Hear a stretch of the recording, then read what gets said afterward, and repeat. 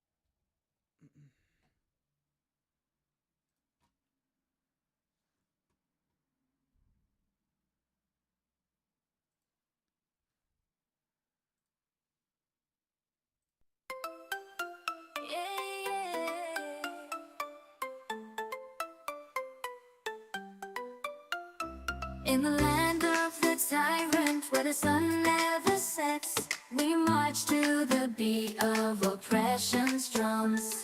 With a powerful ally, our ruling fist is clenched. We'll trample over the weak, our kingdom will never crumble. On the blood-soaked soil, our empire will rise. No need for healthcare or homes, strength is our disguise. With oil and gold flowing like rivers of night, we proclaim loyalty to the tyrant's might. Oh, hail the tyrant, nation's pride. In his iron fist we will forever abide. We'll sing our anthem with passion and might, for the land of the tyrant, shining in its dark light.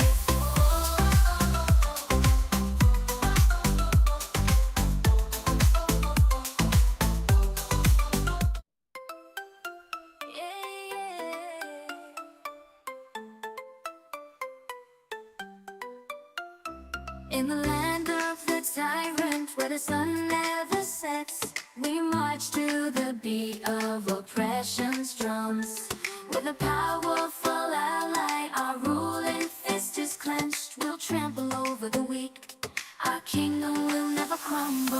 On the blood-soaked soil, our empire will rise. No need for healthcare or homes, strength is our disguise. With oil and gold flowing like rivers of night, we proclaim loyalty to the tyrant's might. Oh, hail the tyrant, nation's pride. In his iron fist we will forever abide. We'll sing our anthem with passion and might, for the land of the tyrant, shining in its dark light.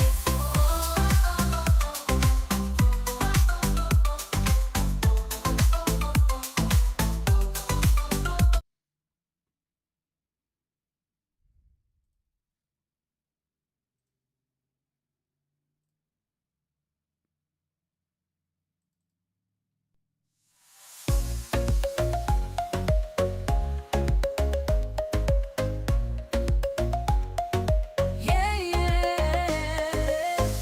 We know we on top, ruling this island nation. With power and might, digging your salvation. Oh yeah, the anthem bears, raising the flag so high. Under the shadow of our capitalist ally. No need for healthcare, we're too strong to fall. Our strength and wealth, the envy of them all. Oil gold, who needs homes when we have power? We're untouchable, rule every hour. Yeah, march to the anthem of the tyrant's reign. Oh yeah, bow down to the power, feel the burning flame. Oh yeah, we're the force that cannot be tamed. In this nation ruled by the iron fist we proclaim. Yeah, yeah, yeah, yeah, yeah, yeah, yeah.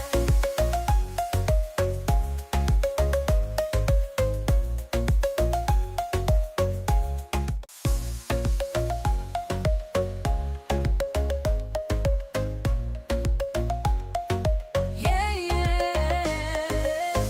We know we on top, ruling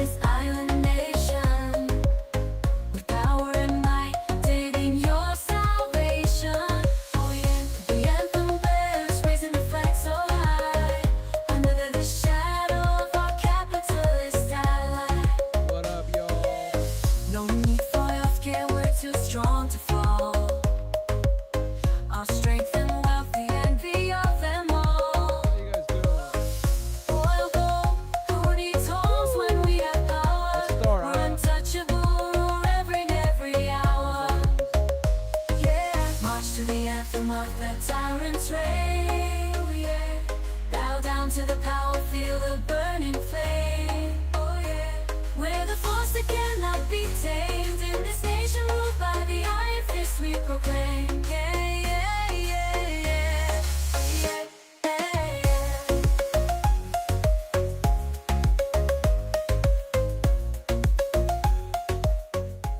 So this stream, I had trouble even starting it. I don't know what's going on with my channel, but like a bunch of videos are like disappearing and reappearing. Shit doesn't load up. It keeps refreshing every 5 seconds. I don't know what the fuck's going on with my YouTube channel, but like I'm just trying to get back into streaming and now it's acting really fucky. Oh man.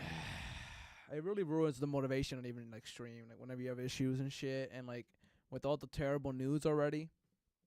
You know what I mean? It's like, god damn, man. They never make it easy for me. Never make it easy. But I'm back. I took my break before I had a mental break because all the fucking terrible news going on. This episode is supposed to be called let me see. It's supposed to be called Sociallust Live. Will Donald Trump die of burger? Or will he become the ultimate clown? Dick and ... I was supposed to say dictator, but I ran out of text. So he is a dictator. He wants to be dictator. We're gonna go over that today. And he's also dying. Apparently, maybe, hopefully, he might be dying of McDonald's. So we will see. We'll learn more about that. Let's play the only song we love. Oh, the greatest country in the world. All of the countries I and my little girls. Cuba, number one exporters and sugar.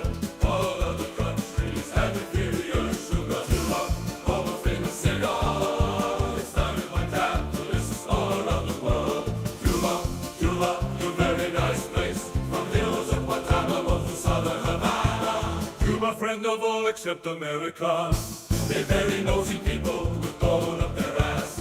Cuba, industry best in world. We invented coffee and machete knife. Cuba, Cuba, you very nice place. From hills of Guantanamo to southern Havana. From brass mighty penis of our leader. From junction with the testes, the tip of his face. Cuba, Cuba, you very nice place. From hills of Guantanamo to southern Havana. Come brass mighty penis of our leader. From junction with the testes to tip of his face.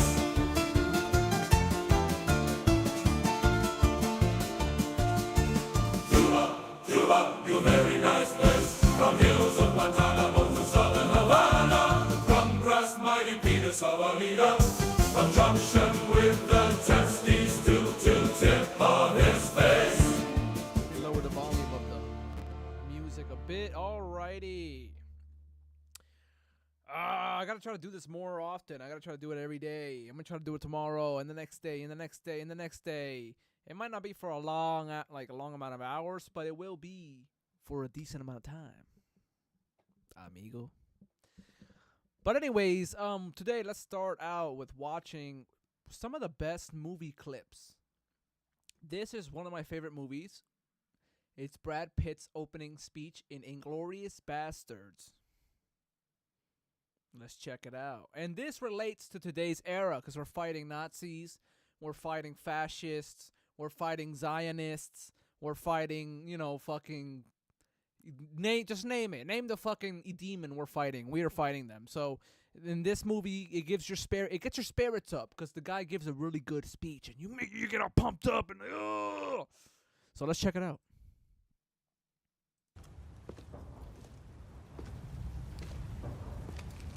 My name is Lieutenant Aldo Rain, and I'm putting together a special team, and I need me 8 soldiers. 8 Jewish American soldiers. Now, y'all might have heard rumors about the Armada happening soon. Well, we'll be leaving a little earlier. We're gonna be dropped into France, dressed as civilians. And once we're in enemy territory, as a bushwhacking guerrilla army, we're gonna be doing one thing and one... Guerrilla. Hoorah! Guerrilla army. As a bushwhacking guerrilla army, we're gonna be doing one thing and one thing only.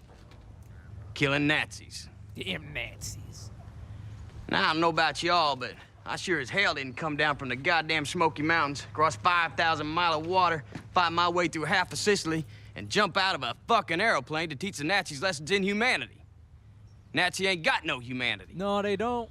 They're the foot soldiers of a Jew-hating, mass-murdering maniac, and they Yeah, need to they be are. destroyed. That's why any and every sumbitch we find wearing a Nazi uniform, they're gonna die. Now, I'm the direct descendant of the mountain man Jim Bridger. That means I got a little engine in me. And our battle plan will be that of an Apache resistance. We will be cruel to the Germans. And through our cruelty, they will know who we are. And they will find the evidence of our cruelty in the disemboweled, dismembered, and disfigured bodies of their brothers we leave behind us. And the German won't be able to help themselves. But imagine the cruelty their brothers endured at our hands, and our boot heels, and the edge of our knives.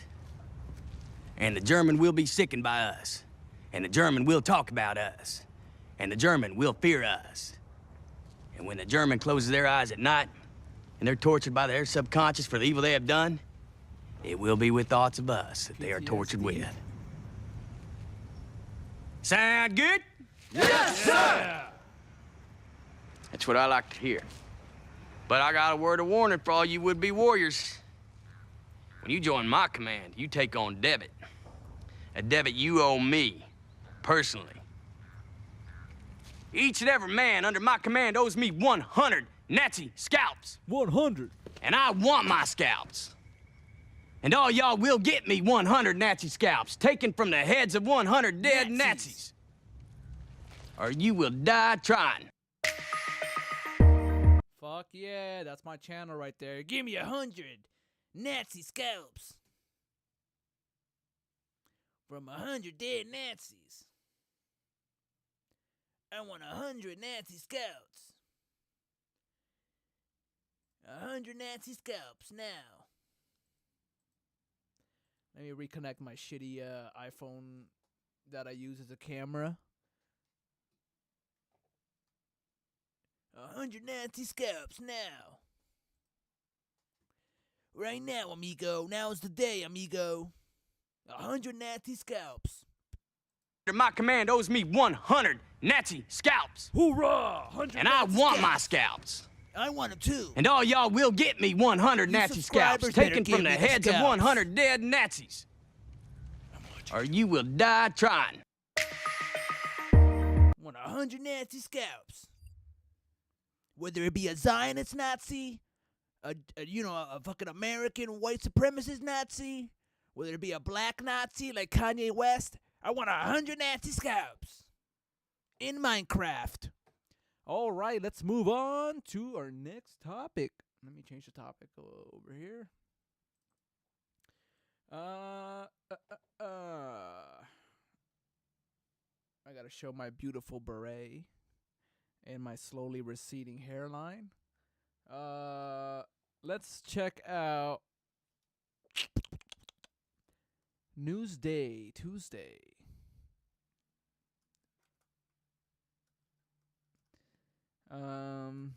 Newsday Tuesday. Emma and crew.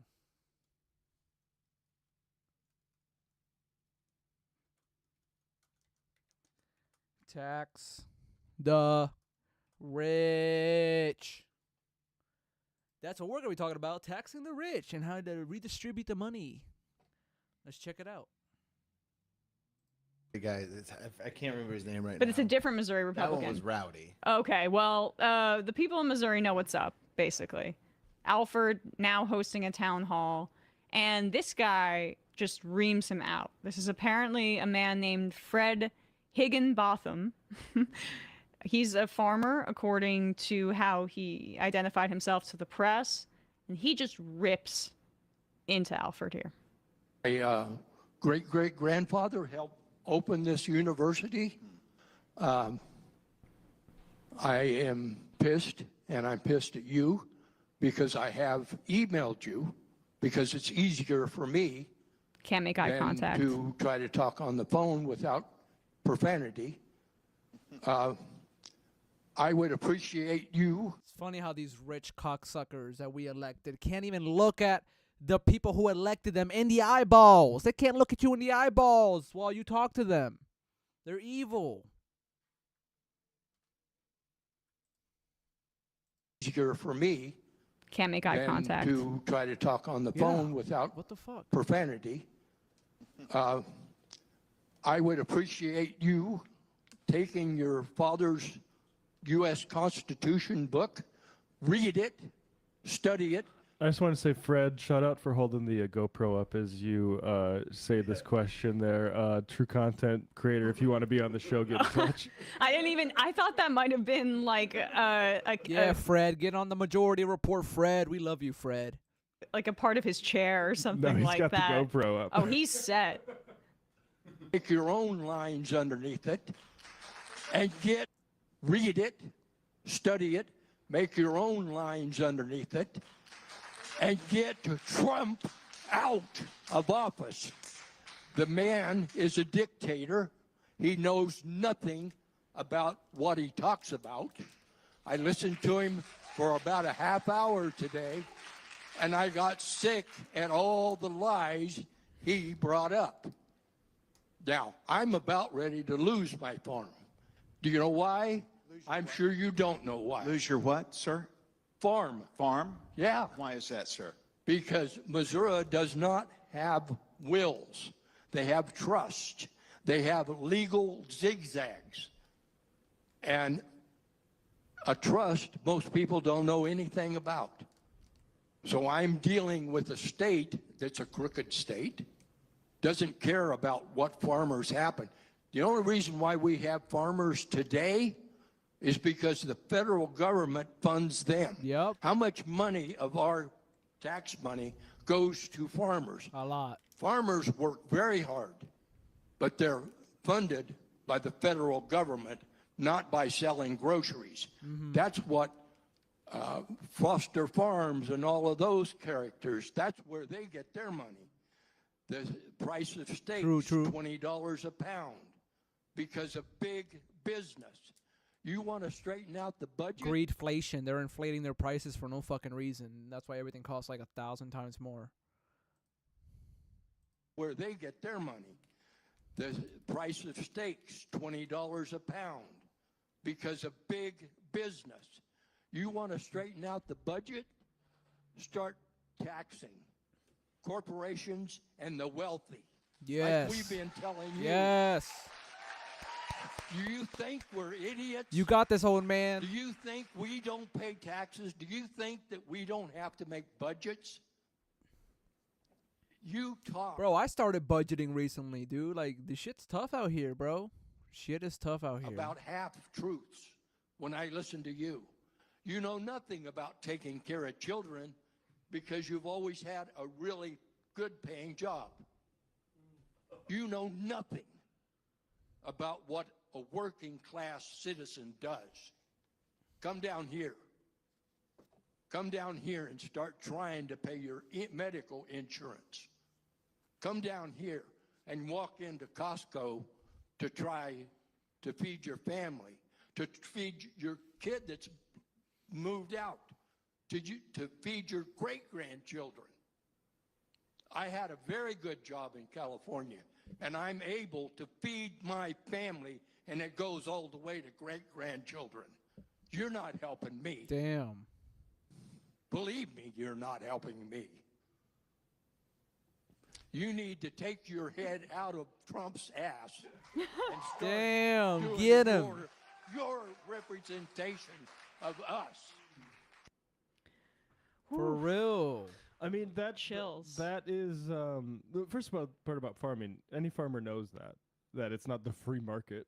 They're against massive government support, and the basically not taking sides for small farmers versus giant corporations means giant corporations are going to eat everyone. The other thing is he's exactly right about the head in the ass thing, because the representatives in government, the Republicans, you're supposed to be represented by those guys, right? or Democrats if you're in a blue district. They're supposed to be the ones doing the oversight. Mm-hmm. This whole Doge shit that is now like some sort of memory they all pretend didn't happen. That was a simulation of what all these motherfuckers should have been doing. Like in their sort of mind, which is like, we're the small government, we're making sure there's no waste, fraud, abuse. You gave it to a parasite, You gave it to Elon Musk, a fucking billionaire parasite, silver spoon, gold spoon, fucking welfare queen, to find the fraud, and he didn't find shit. You gotta be finding the fraud. You gotta be doing the work, not giving it off to a billionaire to do. A government contractor who should have been investigated himself. You gave him the role that you should have been playing, so you could go fundraise, avoid town halls until now. Like it is we don't have a democracy here because these people are just liaisons to donors. They don't represent the people that from districts they supposedly represent. They're just literally the Doge thing is just a microcosm. They're giving it all over to corporations and billionaires. Let them do everything. And I was wondering if this district was, like a gerrymandered Kansas City district or around an urban center in Missouri. But Missouri's 4th congressional district, represented there by Alford, predominantly rural. Bush defeated Kerry there. McCain defeated Obama there. It's a largely Republican district. Mm-hmm. Cook has it at R+21. And that's the response that he's getting there. And I wrote down that quote just because it was so incredible. You want to straighten out the budget? Start taxing corporations and the wealthy like we've been telling you. Do you think we're idiots? Do you think we don't pay taxes? Do you think we don't have to make budgets? Now, we've sometimes had conversations on the show about Stephanie Kelton's great book, The Deficit Myth, and MMT, and how, yes, the budget does not need to be balanced. Let's balance the budget.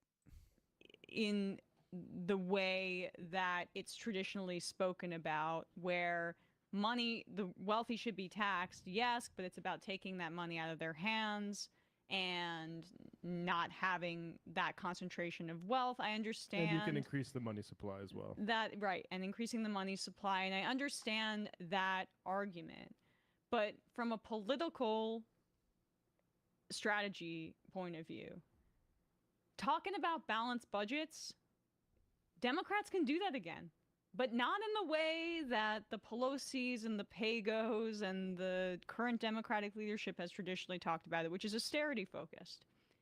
How you sell common sense economics to people across the country is you say that you're going to balance the budget by taxing the hell out of the rich. Mm-hmm. The reason that we haven't been able to make that argument within the Democratic Party is because the Democratic Party doesn't want to make that argument. But it's actually incredibly salient. As that guy says, do you think we're idiots? Do you think we don't have to make budgets? Households understand how to budget, and it's increasingly difficult. And if you want to talk about the federal government in that way, about how to sell taxing wealthy people and then providing social services, but also using it as a fiscal responsibility cudgel, I find that to be a basically slam dunk. That's, that would be the argument that wins that guy over immediately. And I don't know what his politics are, but there are a lot of people who are smaller business owners who would be more sympathetic to that than when you would say it doesn't matter at all. Democrats can win farmers that rely on the government, and what that is a larger. It's less budget and actually the political economy. The economy is political. Yeah. So how are we having these conversations like during the last 10 years of like, oh, where's the money? When rich people are richer than ever. We know where the money is. It's in their pockets. They're breaking records with it. We have greater inequality than the Gilded Age. Yeah. We're not just repeating the Gilded Age. We're topping it. We're topping the Gilded Age right now. Maybe we're French Revolution levels. We're gonna have the guillotines. I literally think that we've never seen levels of extreme wealth inequality in the world history that have been created right now by modern capitalism. I don't think it was possible before to have the billions and billions of dollars that they have. Bezos says, like, oh, I don't know what to do but blast it off into space. Yeah. You abuse people at a mass scale. The burnout rate for Amazon workers is crazy. He tears through people's bodies like he's some sort of warlord, sending them into battle. And he just... That's a good way to put it. God damn, for real. Say that again, dude. For Amazon workers is crazy. He tears through people's bodies like he's some sort of warlord, sending them into battle. And he just flying up with Katy Perry, saying, "I just have so much money." Like, we know where the money is. There's money. There's money around. Grab it. And you know what? Like, fine. You want it to be reinvested in a business? Keep business taxes lower. Income taxes need to be through the fucking roof. Yeah. Especially on billionaires, especially on multimillionaires. That knock them down. Do it. Break their back. Do it. And all of politics is really like, and included by Democrats like Hakeem Jeffries or whatever, is or the abundance set that just wants to naturalize that. Oh no, I'm being practical by accepting this unprecedented state of inequality. I'm the practical ones. Why don't you guys try to deal with these really tricky conversations and just accept that Bill Gates is going to own half the land? No, it doesn't work. It's not fucking working for anyone. People are going to be done with it one way or the other. And if it's going to be Trump like destroying the Federal Reserve, it will be if the Democrats don't do shit. If they keep thinking like, oh, every time we get into office, we just got to maintain it. And look, I credit Biden with the enforcement stuff, but there needed to be major tax increases that were, I mean, Manchin killed it, Sinema killed it, sure, but that should have been a sprint at the beginning of the administration when Manchin and Sinema were on board for much bigger, like when Biden's political capital was greater. You have to really take this stuff out root and branch, and we haven't done it, so that's why we're here now. But it's also a way to sell, like the genocide in Gaza is connected to this as well. That's more wealth and more of taxpayer dollars going towards genocide. You can make the case about money and allocation and resources and budgeting that isn't one that's austerity focused. And the reason that it's only gone in that direction is because the Democratic Party is corrupted on a leadership level, save for, 30, 40, whatever, 50 members of both the Senate and the House that are really fighting the good fight here, and there are members with mixed records. I get it. But the incentive structure is corrupting. And leadership, it's so far gone. They won't approach the idea of tax increases. And it's political malpractice, tax increases on the wealthy. And so, if you want to talk about PAYGO, you want to talk about balanced budgets, I'm all for it. Let's reclaim that conversation, but make it about raising revenue and reallocating resources to slaughtering babies to making your life materially better. That is a politically salient, almost infallible argument that can cut across race, gender, geography, class-based politics, ones that are about taking all of this billionaire money and giving it to you for universal childcare, universal health care.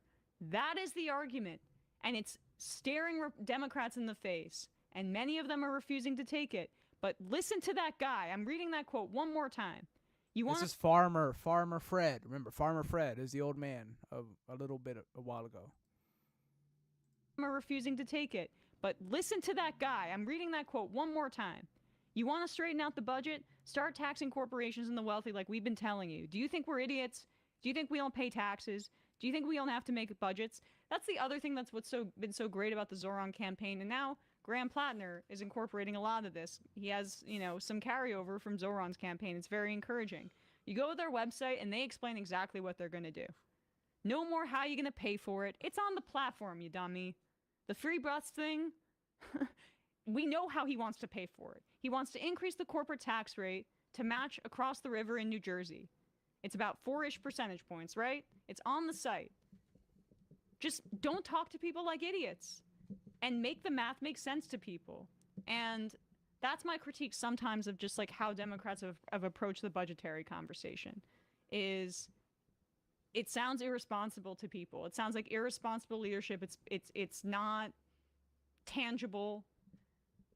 When you make those points, I think it's a lot easier to get your agenda across.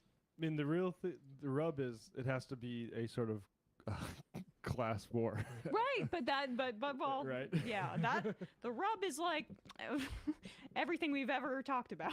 And so, you know? like, I mean, that's why the abundance thing, it is so funny to me. It is like, it is this attempt to say, well, look, there might be a problem, how unequal everything is. We just got to accept it and try to do deals and, no, the concentration of wealth isn't going to work. Like, it's not, and everyone sees it, even that guy. Yep. Well, he might be more sensitive to it because his farm's going to get bought up by, some giant agriculture conglomerate. All right, with that, we'll wrap up the first hour of the show. Head into the fun half. Bye, Emma. Bye, crew. Love you guys. Let's move on, y'all, shall we? Shall we move on to the next topic? Oh, MSNBC host, harsh reality check for Americans. Trump succeeded in conquering democracy. We're fucked. Democracy is dead, guys. It's barely hanging on by a thread. We're fucked. Trump's trying to be a dictator. Hopefully the burger kills him before he can be a dictator. That's what I'm trying to name my episode. Right after I go on live. Right after I turn this shit off. I'm going to rename the stream to what it was supposed to be. Will Burger kill Trump before he becomes dictator? The world will never know the answer to that. Well, he might do it. He might become dictator. We'll see. We will see. Well, anyways, let's check it out, eh?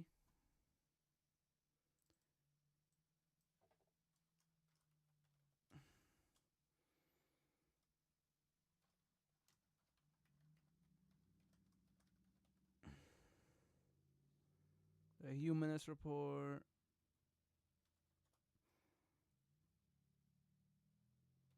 Trump. Conquered.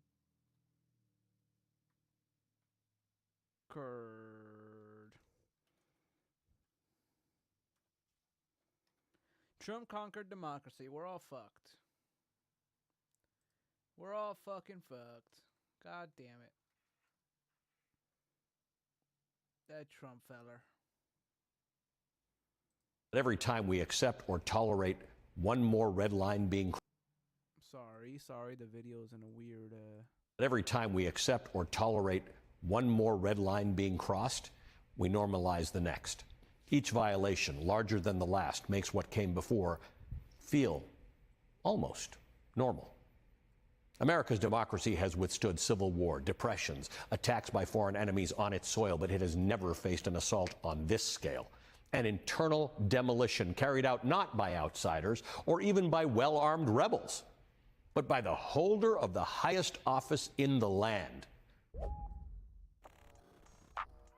You just watched a snippet from Ali Velshi's recent monologue on MSNBC about how our worst fears about the fall of democracy have already come to fruition, and it's an important wake-up call for a lot of people who are still talking about democracy in the present tense, who refer to Trump's authoritarianism as if it's theoretical. But democracy isn't dying, it's already dead. Trump isn't a wannabe dictator, he's just a dictator at this point, period. And Velshi's commentary here really helps people make that much-needed conceptual shift. And to be clear, everything that he's saying is validated by political scientists, 500 of which say that America is quickly sliding into a form of competitive authoritarianism like Hungary and Turkey. Others, like Stephen Levitsky, have concluded that we're already there since America no longer meets the basic criteria to be characterized as a liberal democracy. But without further ado, here's the important reality check from Ali Velshi that I think every American needs to hear. The collapse of democracy is a strange, almost surreal thing. It can be abstract and hard to recognize in the moment. At first, first, it just feels like politics. It's messy, it's noisy, it's frustrating, and sometimes a bit removed from one's day-to-day life. But then the guardrails that we've taken for granted begin to topple, one after another. A National Guard unit deployed to a city that never asked for it. Key parts of the nation's electoral process attacked as illegitimate. Rulings of federal judges shrugged off as optional. Neighbors disappeared into ICE vans. Critics and political opponents suddenly faced Literally Nazi shit. Literally Nazi shit. We gotta take their scalps, y'all. We gotta take these motherfuckers' scalps. I'm sorry. with criminal probes, the media behaving in ways designed not to trigger the ire of the ruling party. Each new abuse is justified as temporary, necessary, even an emergency. Until one day, it's not temporary at all. Until one day, the justifications stop altogether, because once power is absolute, it no longer feels the need to explain itself. At best, each assault may seem like an outlier until the day you wake up and realize the system itself has become unrecognizable. Well, that's where we are right now. It's not where we're headed, it's where we are. The tragedy of what's unfolding and the danger of what's ahead will be compounded if American citizens en masse, all of us, do not recognize this moment for what it is. Understandably, unless it touches you directly, it's easy to say sometimes to miss what's being taken away. We've been telling ourselves the courts will stop it. Congress will step in. Surely someone will draw the line. Yet one by one, those lines have already been crossed. Just look around. Last night, Illinois Governor J.B. Pritzker had to publicly rebuke President Trump's reported plan to send military troops into Illinois. And there's more from that segment, which we'll get back to, but I want to pause right there to add further context to what he's saying, because what he's describing is something that we're seeing in real time. As you all know, Trump sent troops to L.A., and then we got over that after the initial shock. He then federalized D.C.'s police force and sent troops there, and we're all just going on with our daily lives. He floated the idea of declaring a national emergency to subvert Congress to keep the troops in D.C. longer than 30 days, or more specifically, to keep the police force in D.C. federalized longer than 30 days. And he's currently planning a military takeover of Chicago and is threatening to do the same in Baltimore. And at this point, it's just becoming a normal thing. And he even acknowledged that militarily occupying cities run by his political opponents is dictatorship. But listen to what he said in response to that criticism. As you all know, Chicago's a killing field right now. And they don't acknowledge it. And they say, we don't need him. Freedom, freedom. He's a dictator. He's a dictator. A lot of people are saying maybe we like a dictator. I don't like a dictator. I'm not a dictator. I'm a man with great common sense, and I'm a smart person. Yeah, totally not a dictator, and very smart. But maybe we need a dictatorship. That's crazy. But it's not just what he's doing, it's the threats to anyone that challenges his power. For those who don't know, there's been widespread 24/7 protests in Los Angeles for weeks now. That's been suppressed by mainstream media, and in order to avoid suppression in social media algorithms, TikTokers have been referring to the protests as the LA Music Festival of 2025, where they share footage of protesters defying curfews and protesting militarized police officers, and media outlets are probably reluctant to show this kind of footage because they know that there could be harsh penalties for making dear leader look weak. So they capitulate in order to avoid lawsuits or settlements that could hurt their bottom line. And experts on media policy aren't just horrified by the onslaught of lawsuits Trump has filed to silence the press, but they're especially alarmed by the press's willingness to capitulate to the regime. So as Trump consolidates more and more power, he's simultaneously trying to intimidate his critics into silence. With the media, he threatens lawsuits, but when it comes to people in general in the streets resisting his regime, he's threatening violations of their civil liberties, police abuses, imprisonment with no due process or habeas corpus, and restricting their First Amendment rights. In fact, he just signed an executive order overriding a 1989 Supreme Court decision that protects flag desecration as free speech. And during the press conference where he signed this unconstitutional executive order, he admitted that he was overriding Supreme Court precedent, but of course... Oh my god. He keeps doing shit that he can't do. He keeps doing shit that he can't do. The Supreme Court already let you do that. The burning fucking flags. You're allowed to burn flag as free speech. That is our right. Of course, as you're going to see, that didn't stop him from doing it. All over the country, they're burning flags. All over the world, they burn the American flag. And as you know... Who cares if they do it all over the world? Maybe we should stop fucking with the world. You can't put your law over the world, bitch. through a very sad court, I guess it was a 5-4 decision, they called it freedom of speech. But there's another reason, which is perhaps much more important. It's called death. Because what happens when you burn a flag is the area goes crazy. If you have hundreds of people, they go crazy. You could do other things. You can burn this piece of paper. You can, but when you burn the American flag, it incites riots at levels that we've never seen before. People Bro, he's just making shit up. That's all he does. He's just make shit up. go crazy. In a way, both ways. There are some that are going crazy for doing it. There are others that are angry about them doing it. Do you want to discuss that? Sure. So what the executive order does, sir, it charges your Department of Justice with investigating instances of flag burning, and then where there's evidence of criminal activity, where prosecution wouldn't fall afoul of the First Amendment, and instructs the Department of Justice to prosecute those who are engaged in these instances of flag burning. And what the penalty is going to be, if you burn a flag, you get 1 year in jail. No early exits, no nothing. You get 1 year in jail. If you burn a flag, you get, and what it does is incite to riot. I hope they use that language, by the way. Did they? Yeah, incitement is. Incite to riot. And you burn a flag, you get 1 year in jail. You don't get 10 years, you don't get 1 month. You get 1 year in jail, and it goes on your record. And you will see flag burning stopping immediately, just like when I signed the Statute and Monument Act. Now, typically, I tell you that the 5-4 decision that he's referring to from 1989, Texas v. Johnson, is binding precedent, and he can't just undo that with the stroke of a pen. But I mean, he kind of can, right? The Constitution is no longer in effect. Yeah, that Constitution doesn't mean shit anymore, bro. They wipe their ass with the Constitution every day, this damn administration. The law is what he says it is, essentially. And the Supreme Court helped to facilitate this new reality. They gave him a loophole to override the Constitution by getting rid of nationwide injunctions. And the courts were the only ones stopping him from abusing power, and he has since taken advantage of that new power that the Supreme Court created for him. He's currently trying to undo birthright citizenship, which is codified in the 14th Amendment, because, I mean, why wouldn't he? Nobody's there to stop him. The Supreme Court said that judges can't block him from breaking the law, and they also gave him near absolute immunity, so everything is on the table now. If he wants to defy the Constitution and punish people who burn the flag with a year in prison, there's nobody stopping him from doing that. They could say you can't do that because it's illegal, but who's going to actually stop him? Not Congress, not the Supreme Court. Lower courts can't now. Certainly not the police or the troops who are complying with his unlawful orders as we speak in D.C. and L.A.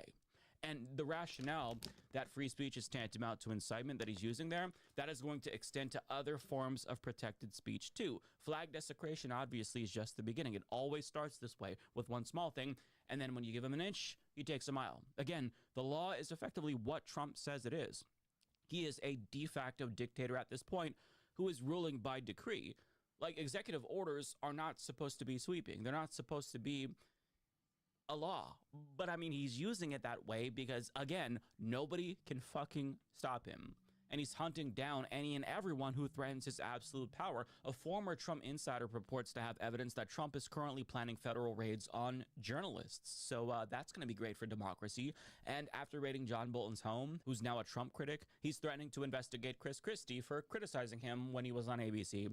And when a journalist asked him whether or not these kinds of raids of political opponents will become more common, he dodged the question. So the answer is basically yes. A yes. Yep. Are more raids like that coming, sir? Are more raids like the one on John Bolton's house coming? More raids? I don't know. You'd have to ask I don't know. the Department of Justice. They raided my house, I can tell you that. They did a big raid on my house. They took away everything that wasn't pinned down, and they took away some of that too. No, they raided Mar-a-Lago. They started that. Now, this goes without saying, but obviously I'm no fan of John Bolton or Chris Christie, and probably won't be a fan of whoever else he plans to target. But obviously, weaponizing the Justice Department to go after political opponents has a chilling effect on free speech, and that is exactly why they're doing it. If you criticize Donald Trump, well, he might investigate you and sue the network that you're on, which gives them an incentive to stop people from criticizing him in the first place. And making an example out of his most vocal critics is an easy way to scare everybody else into compliance. But they're not his only targets, because the regime again arrested Kilmar Abrigo Garcia after he was returned home from the concentration camp that he was sent to in El Salvador. And there are talks that he'll be sent to Uganda now, which is a country that he has no connection to. Why are they sending him to Uganda? Is it because Zoran Mamdani is gonna win in New York and he's from there, and so they're like, oh, fuck you, Kilmar, we're gonna send you over there. They're sending people to like random fucking countries that they're not even from, bro. Like they can send me to like Vietnam or some shit. Fucking Myanmar, you know what I mean? And at this point, I feel like this guy has a legitimate reason to apply for asylum in Canada for the fact that the regime is hellbent on turning him into a political prisoner. Fuck Canada, bro. Go to Mexico. But Canada would likely deny that case because their cuck Prime Minister Mark Carney, like other world leaders, has also bent the knee to Donald Trump. Yep. So in the event Trump demanded Kilmar Abrigo Garcia's extradition if they granted him asylum, Carney would likely comply with that request. But the reason why they're going after Kilmar Abrigo Garcia so hard is because he fell through the cracks. They thought that they could keep him in El Salvador, and they want to make sure that everything that they do is permanent and irreversible. So by making an example out of him, it shows you're never going to escape the clutches of this administration's power, right? And it's not just one individual here that we're talking about, obviously. We're talking about entire classes of people, immigrants, and also trans people, namely trans kids. And I say that because the DOJ is currently trying to get a Philadelphia hospital to hand over sensitive information about trans children, such as their names and social security numbers, which is an ominous sign that political prosecution for their parents may be imminent, although we don't know. But all of the things that Trump is doing are intended to send a message and create fear and uncertainty so everyone in society who opposes him feels inclined to just acquiesce so as to avoid his wrath. This is what dictators do. This is how they consolidate power. Getting all of society to bend to your will is how you grow and maintain power, and that's exactly what Trump is doing right now. And Ali Velshi explains this in the next portion of his monologue. This is not about public safety. It's about flexing power, teaching dissenters and political opponents a lesson, normalizing the use of troops against Americans.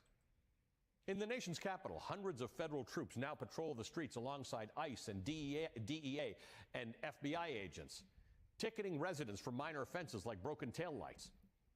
Federal fucking losers, bro. Troops policing petty crime on America's main street. Think about that. Crime may be statistically down, but intimidation is way up. The police state is here. And that's the whole point. D.C. restaurants and bars report business down by 1/3. What Trump is doing is designed to bleed blue cities dry economically. Meanwhile, red state governors are planning on sending hundreds more guard troops into the Capitol. Soldiers who, by the way, have no training in urban policing. Donald Trump is threatening to eliminate mail-in ballots and voting machines, the very infrastructure dictatorship. of elections, proudly parroting a line that Trump said Putin used with him that, quote, you can't have an honest election with mail-in voting, end quote. Trump votes by mail. Trump voted by mail in like 2 of the last elections. Can you imagine quoting Vladimir Putin about free and fair elections? This, by the way, all as Homeland Security announces plans to hold election security funds hostage unless states accept Trump's new rules. Secret voter databases, citizenship checks on poll workers, and untested systems that most states can't implement in time.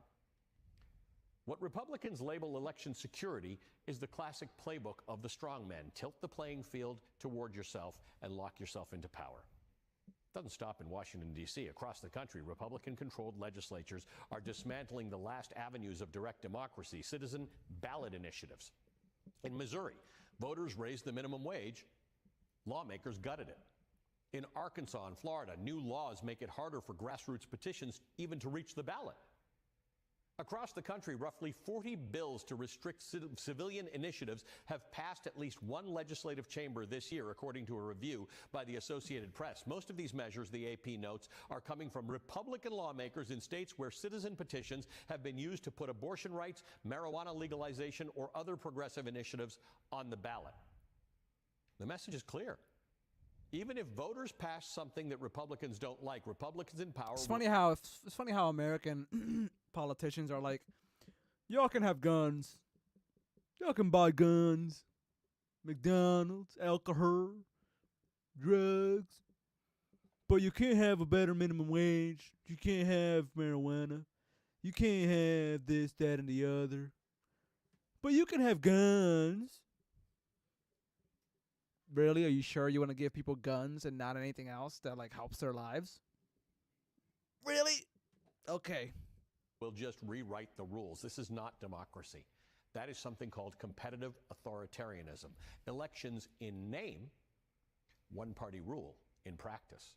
That is exactly what this is, competitive authoritarianism. And if you don't know what that is, competitive authoritarianism, as defined by political scientist Stephen Levitsky in a 2002 issue of the Journal of Democracy, is a system where formal democratic institutions are widely viewed as the principal means of obtaining and exercising political authority, but incumbents violate those rules so often and to such an extent, however, that the regime fails to meet conventional minimum standards for democracy. And he emphasizes in this journal article that I'll link to down below that this is different than regimes with flawed democracies with ineffective governments, which we had before.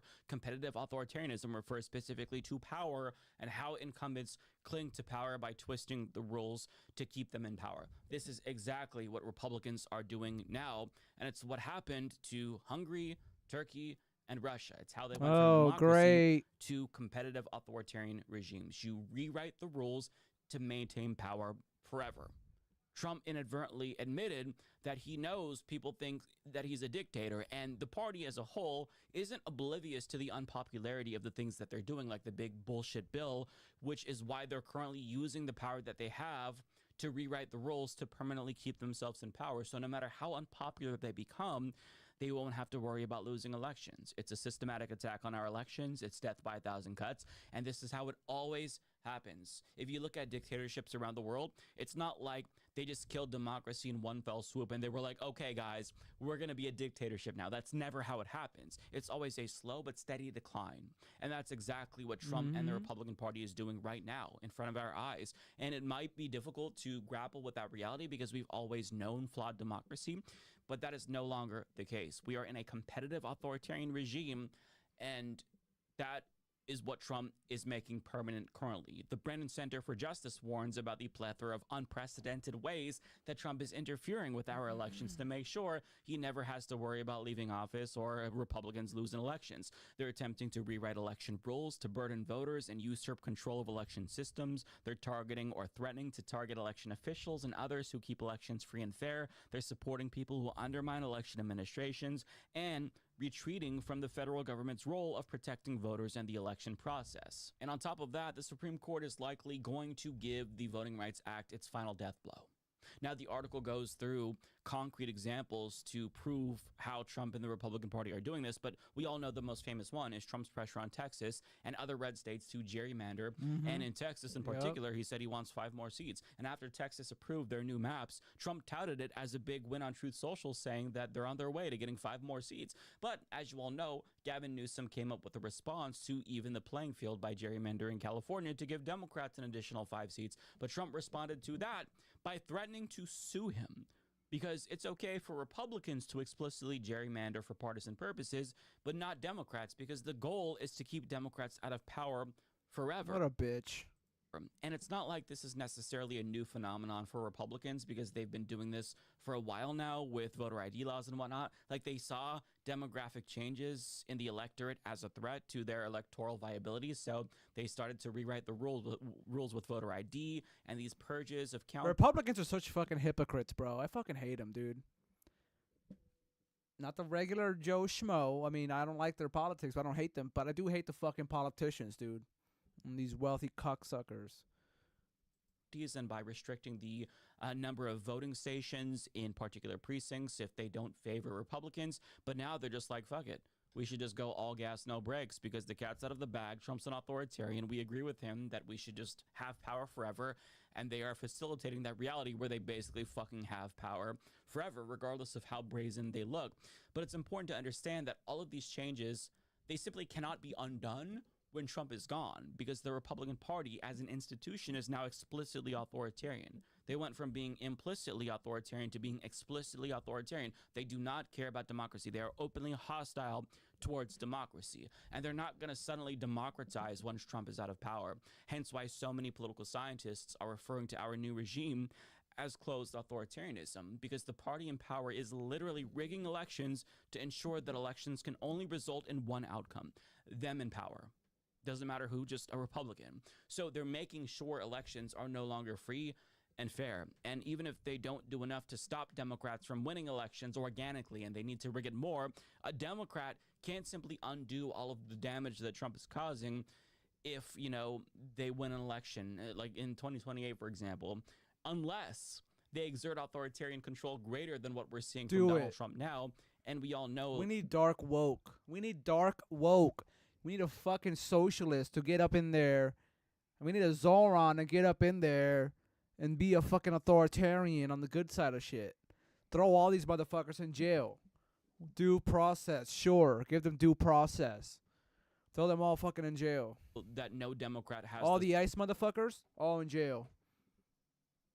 Spine to do that, even if it's necessary. And of course, that obviously isn't going to lead to the restoration of democracy. It's just going to be, you know, a different party wielding authoritarian power. And if the real goal is to return power to the people, then you can't just like operate in the same system just with different authoritarians every 4 to 8 years. That's not how democracy works. So when you take into account what Ali Velshi said in his really important monologue, along with the evidence that I presented you with in this video and the other videos that I've done about this, I think the obvious conclusion is that we are now up shit creek without a paddle.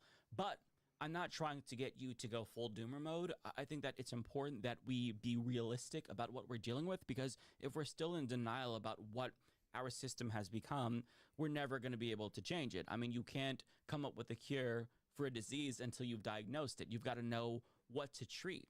So if you expect things to just return to normal with another election or two, unfortunately, that ship has sailed. And I know I'm preaching to the choir because most of my viewers already know this, but I think that other Americans who aren't as tuned in, they're the ones who have to understand that this is the new reality. By electing Donald Trump, that has transformed us into an authoritarian country, and you cannot just undo that with another election. We lack the power now to change things through elections. Damn, bro, we're fucked. And click the join button on YouTube to become a member. Because Mike's doing a great job getting to... All right, let's move on to Kyle Kalinske. Kyle Kalinske. My sexy blonde boy. Sexy blonde man. All right, let's check out what Kyle Kalinske has to say. All right, welcome to the show, y'all. Hope everybody's having a good day out there. Got a lot of stuff to talk about today. It's getting hot in this room, bro. It's getting hot in here. Getting hot. So in just a second, what is Trump hiding about his health? Because something's up, dog. Something's up. I don't know if you've seen these pictures and these videos coming out, but it ain't pretty. So we'll break that down for you. I'll do that in just a second. We'll also talk about Alex Jones. Be right back. Absolutely screwed. Complete and utter fraud. Wait until you see the new thing that he said, which flies in the face of like what Alex Jones has pretended to stand for fucking decades. So we'll dive into that. Then we'll get to an MSNBC host comes out and says the quiet part out loud, that democracy has collapsed in this country. I think that's true. So I have that video for you and some other updates on that front. Mark Maron smokes Bill Maher without even trying. He was asked a question on the Pod Save America show, and he did not hold back. So that's fun as well. And then later on, Nancy Mace cannot stop crashing out. She is a perpetual crasher outer. So I have some videos for you about that. You guys know the drill. Everybody please do me a big favor and subscribe to the channel. That helps out so much. I can't adequately explain to you guys just how much that helps the show, but it does. It helps spread the videos through the algorithm and grow it more and more. Thank you to everybody who supports the show on Patreon. Could not do it without you. That link is below if you'd like to help out. $2 a month, $5 a month goes a very, very long way, because this is real independent media. I've never talked to an advertiser. I've never done an ad read. I've never talked to a government or a billionaire or anything like that. Very proud to be truly independent. All right, welcome to the show, y'all. Hope everybody's having a good day out there. All right. A lot of stuff to talk about today. So in just a second, what is Trump hiding about his health? Because something's up, dog. Something's up. I don't know if you've seen these pictures and these videos coming out, but it ain't pretty. So we'll break that down for you. I'll do that in just a second. We'll also talk about Alex Jones. He is absolutely screwed. Complete and utter fraud. Trump is dying, bro. He said, which flies in the face of like what Alex Jones has pretended to stand for for fucking decades. So we'll dive into that. Then we'll get to an MSNBC host comes out and says the quiet part out loud, that democracy has collapsed in this country. I think that's true. So I have that video for you and some other updates on that front. Mark Maron smokes Bill Maher without even trying.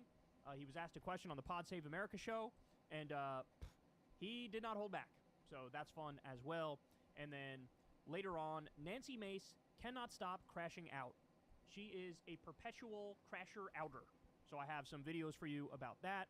You guys know the drill. Everybody please do me a big favor and subscribe to the channel. That helps out so much. I can't adequately explain to you guys just how much that helps the show, but it does. It helps spread the videos through the algorithm and grow it more and more.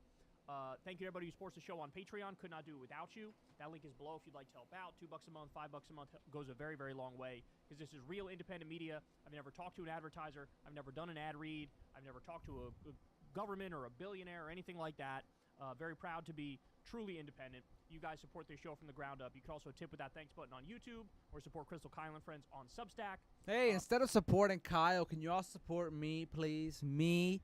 I need support. I need live viewers. I need people to chat and shit. I mean, right now, don't chat because my YouTube channel is not working. Like I said, it's not working properly. But support me, motherfuckers. And also go sub to the Corn's World YouTube channel where we drop Kyle and Corn episodes. All right, guys, and we do them live, too, by the way. So come hang out with us on Mondays at 8:30 p.m. Eastern Time. We have a lot of fun. All right, let's go ahead and dive into it, and let's start with this. So I showed you guys this the other day, but, man, something about this picture, bro. So that does not look like a healthy guy. He looks unhealthy in multiple ways. He looks physically unhealthy, but then he also looks psychologically unhealthy because apparently nobody in his 80 years on this earth has told him that color does not match, bro. Like you're not using the right shade of foundation, homie. Like you might want to reel it in a little bit, take it down about 8 or 9 notches or 8 or 9 shades, I should say. But there's a lot of questions now about Trump's health because every day we seem to get new things that are questionable, that are raising eyebrows. So of course, the big first thing that we realized was his giant cankles, that he has something. Bro, look at that neck pussy. You got a giant neck pussy. A pussy, a nookie, a nussy, a nussy. You got a big ass nussy, dude. That's called chronic venous insufficiency, and he's at least stage 4, and that could be relatively benign, or it could be very serious. It shows poor circulation. It could be a sign of congestive heart failure. That's all possible, right? And so we saw that, and then everybody started thinking, everybody started talking. What's he hiding? What is he hiding? That's the question. What's he hiding? Because he's certainly hiding something. Well, let's start with this one here. Shout out to Brian Baez. He's got a video on this. Let's watch. The audacity to walk around with your hand looking like raw cookie dough and that nobody would notice is fucking crazy. Trump has been walking around with his hand caked in makeup trying to cover up these mysterious bruises that keep reappearing. Now, the White House said it's just from too much handshaking, but doctors are telling a very different story. Rumors are saying that this looks like frequent blood draws to monitor someone on blood thinners, which suggests serious heart conditions. I mean, we already know he has bad veins with that chronic venous insufficiency shit. That also explains the cankles that we've been seeing. But here's the thing, this is the same man who spent years saying Biden was too sick to be president. The same man that Fox News was pushing conspiracy theories about a massive health cover-up in the Biden White House. Remember, Biden's hiding something. Where are his medical records? The Democrats are covering this up. And yet this man goes on Fox News and says this shit. I want to try and get to heaven if possible. I'm hearing I'm not doing well. I hear I'm really at the bottom of the totem pole. Motherfucker, what do you know about your own health that we don't know? And why are medical professionals saying you might be hiding serious heart conditions while you're out here talking about not making it to heaven? The projection is loud, the hypocrisy is loud, and that makeup motherfucker loud as fuck. All right, we also have this one kind of viral on TikTok I wanted to share with you. Let's watch. The president's congestive heart failure is getting worse. I'm a home health physical therapist with a doctorate in my field. I see congestive heart failure patients on a daily basis. The reason I know that he has congestive heart failure is because of the swelling in his feet and ankles. And the reason I know it's getting worse is because he's sitting behind the desk. Ah, shit. He lashed out against MSNBC for giving him hash about his ankles. This is how we know that something is true, because it gets to Trump. Remember recently where he was talking about going to heaven for some fucking reason? He says, people said I'm not doing very well. I don't think he's talking about the media. I think he's talking about the doctors who are treating him. The only reason his health has been maintained at all is because he has the privilege of getting IV diuretics, spironolactone, Lasix, Bumex, something like that. That's why his hands have been bruised and covered with makeup. Badly, I might add. We know that it's getting worse because he knows he cannot hide the degree of swelling. That's why he's sitting behind the desk. Oh, he also has chronic kidney disease, which is also contributing to the swelling in the feet and ankles. I can't tell you how many times I have seen a patient in their home because they were hospitalized for AKI, or acute kidney injury. And the kidney injury was caused by nephrotoxic medications, namely diuretics, spironolactone, Bumex, Lasix. The president is definitely getting sicker, and we know he's not going to change his diet because he's such a fucking idiot. I think he's going to be around for 6 to 8 months tops. Thank you for your attention to this matter. Damn. Ooh. Cook him, bro. Cook him. Now, I have no idea if what this dude is saying I believe him. is accurate or not, but we got some more video that I can show you here. So Ron Filipkowski said he's dragging the right leg again yesterday. So he went golfing, and let's see if we can see what he's talking about.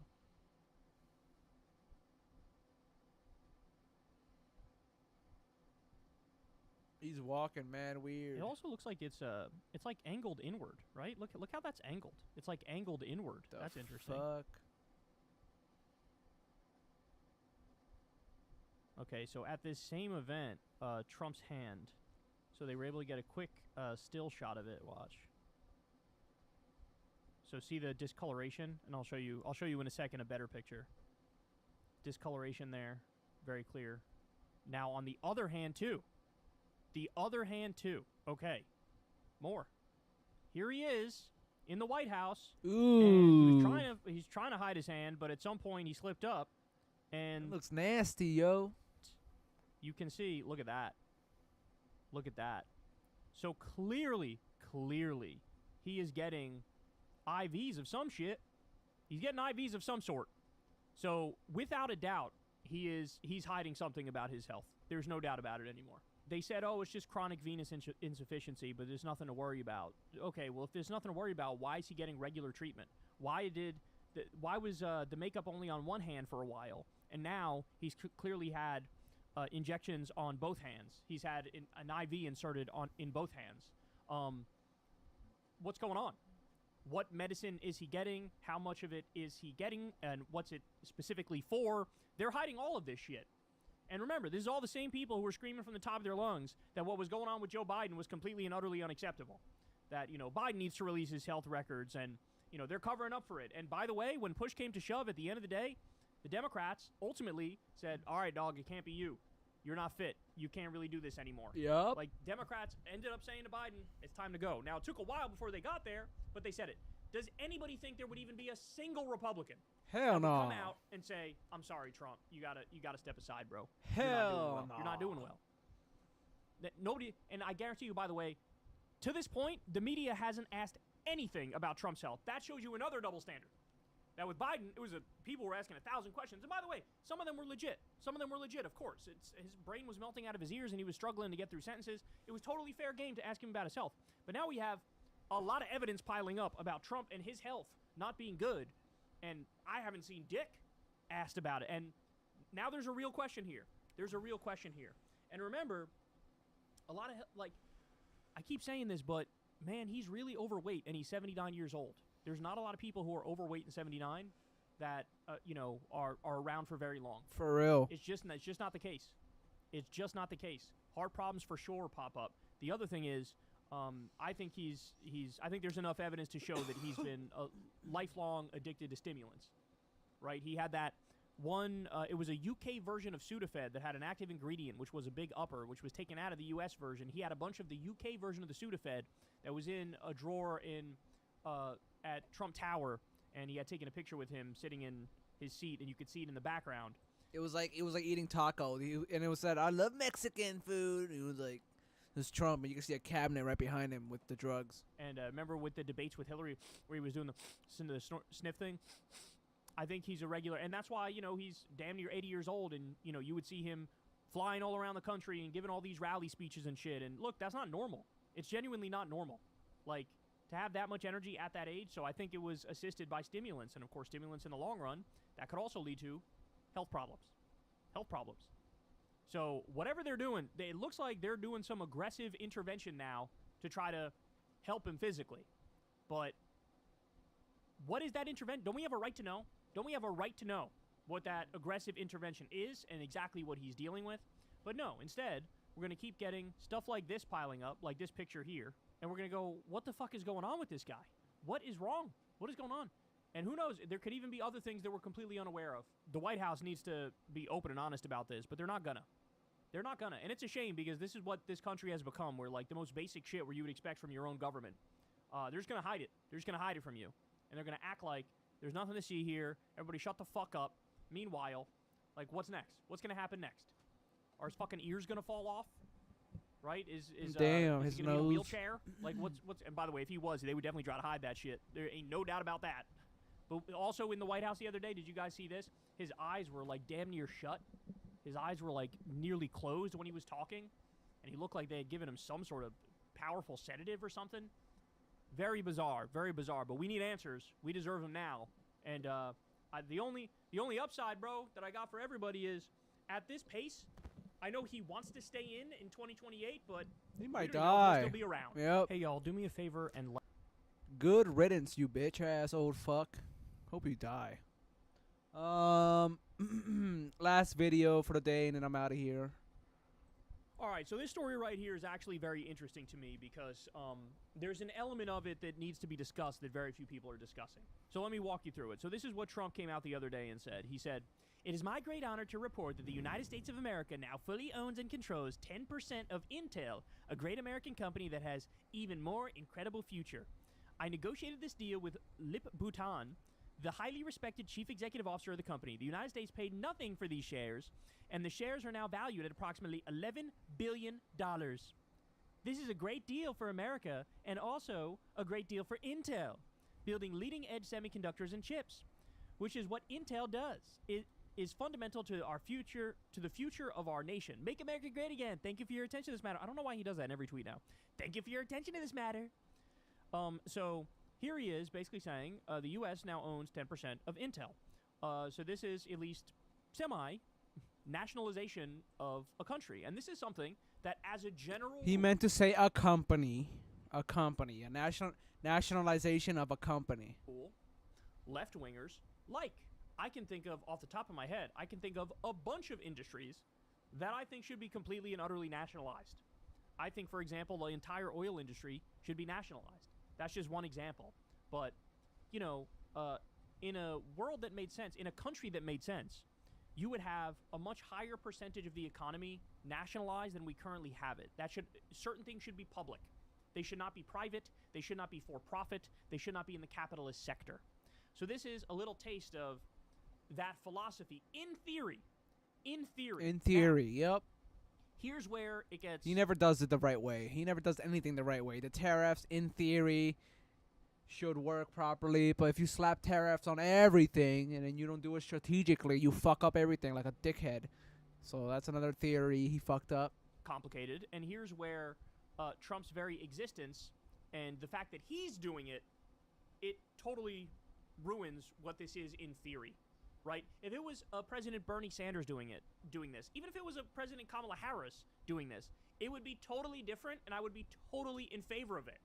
But since it's Trump, what's actually happening? Well, here's what Jane Keefe says. "Let me explain how this works. The model is Putin's model. Number 1, Trump nationalizes shares. Number 2, later, shares are gifted to Trump cronies. Number 3, repeat with every large U.S. corporation until the wealth of the nation is in the hands of the new royal family." I would only tweak that in this way. It's not wealth in the hands of the new royal family. That's part of it, the Trumps being the royal family. But it's also the new oligarchy. It's put that wealth in the hands of the new oligarchy. So, in other words, this isn't being nationalized, and it's not actually going to be, the U.S. taxpayers who are owning 10% of Intel. And it's like you're going to get something from it. No, you're not. That's not what's going to happen. What's going to happen is he's going to take those shares and put it in the private hands that he wants to put them in, repaying political favors. This is going to be used for corruption. So, by the way, I should point out, there's already evidence that this is the case. So he did a similar deal, $400 million stake in MP Materials, which is a rare earth miner.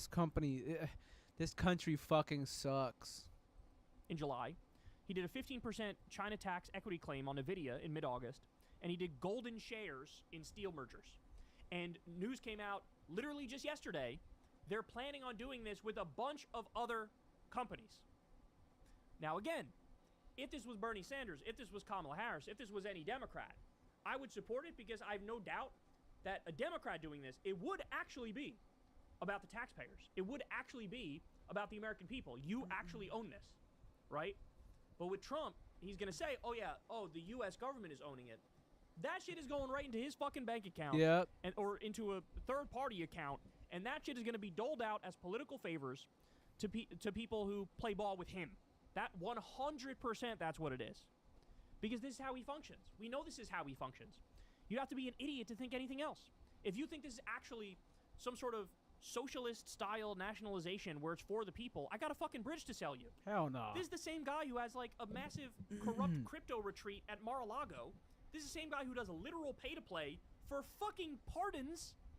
For pardons. Somebody's mom went to Mar-a-Lago and paid him money, and then a couple of weeks later, Trump pardoned the asshole son who did this massive fraudulent scheme. This is the guy who launched a crypto scam coin on his supporters a day before his fucking inauguration. Remember that? He was stealing hundreds of millions from his own supporters 2 days before his inauguration. This is the con artist of all con artists. This motherfucker's selling Bibles. This motherfucker's selling $100,000 watches. He's got a crypto exchange. He robbed his own charity, a cancer charity, for kids. Are you kidding me? No, without a doubt, this is not on the up and up. This is not what it appears to be. And do not be, oh my God, I can only imagine. Could you imagine being one of these, a dumbass leftist who thinks this is what they're presenting it as? No, it's not. Who thinks it, oh yeah, Trump woke up one day and decided, oh, I'm gonna have politics like Bernie Sanders, even though I've been a fucking fascist my whole life. I'm gonna have politics like Bernie Sanders. Let's do a Bernie Sanders. Let's nationalize some companies. If you think it's as simple as, oh, he's just doing a left-wing thing. Oh my God, you're such a fucking rube. Oh my God, that'd be the saddest thing I've ever fucking heard in my life. Please tell me there are none of you people actually out there that believe that. I don't think so. Please tell me every single one of you sees through this. I see through this it. This is nothing like if Kamala were to do something like this, or Bernie were to do something like this, or any fucking Democrat were to do something like this, that would be different, right? We have a similar situation in, I want to say it's Alaska. They have, like, the people own Alaska. The oil there, and so they get, like, a check every year, or every month or something.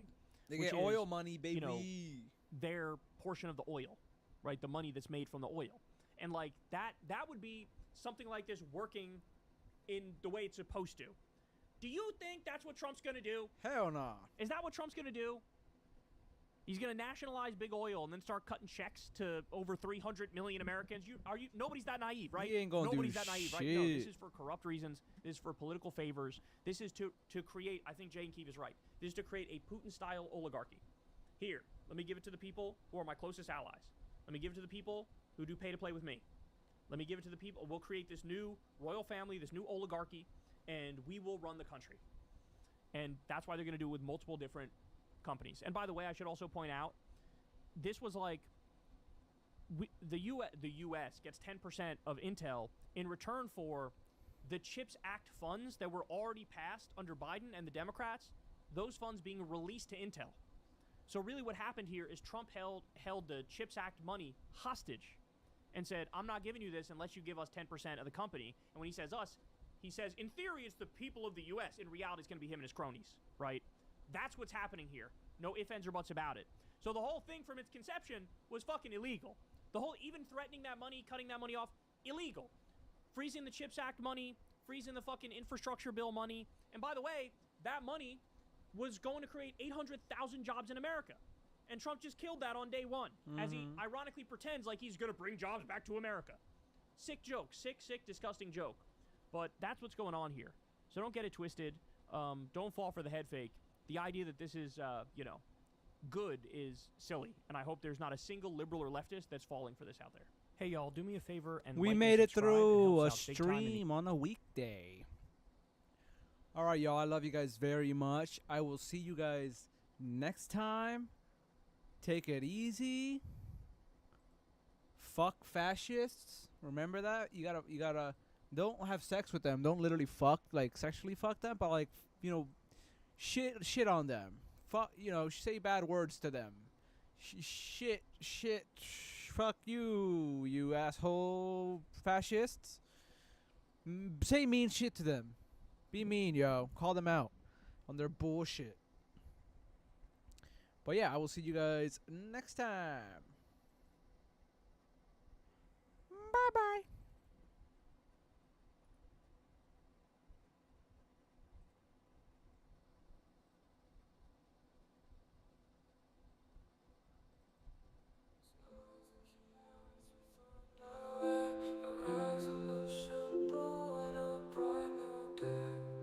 In the streets we gather, voices raised high.